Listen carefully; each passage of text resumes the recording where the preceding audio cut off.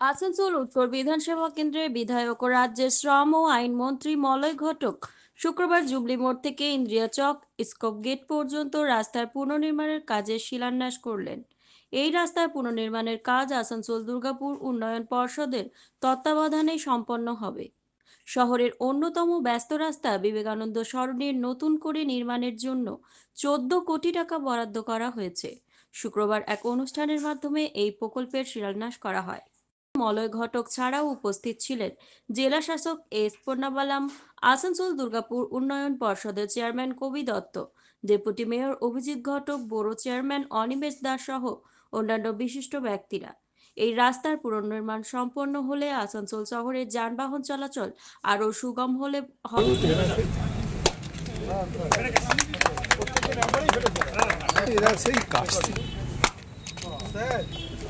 এটা আপনার হাতে ফাটাই নিচ্ছে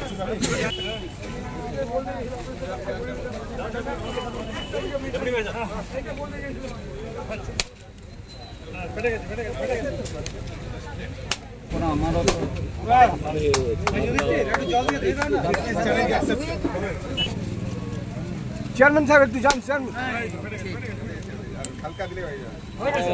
আমার মা ভাই এবং বোনেরা, আমি প্রথমেই ধন্যবাদ জানাই মাননীয় মুখ্যমন্ত্রী এবং আমাদের এনডিডিএর চেয়ারম্যানকে যে আজকে এই অনুষ্ঠানের মাধ্যমে 14,09,00,000 টাকা ব্যয় করে এই স্কপ গেট থেকে ইন্দিরা চক পর্যন্ত যে রাস্তা, সেই রাস্তাটাকে আবার পুনর্নবীকরণ করা হয়।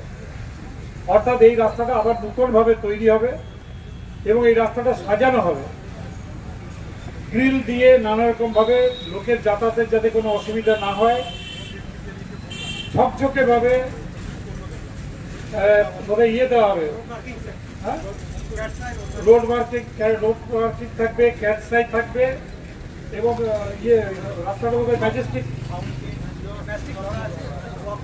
ম্যাস্টিক থাকবে, ফাউন্টেন থাকবে, মানে রাস্তায় মাঝে ফোয়ারা থাকবে।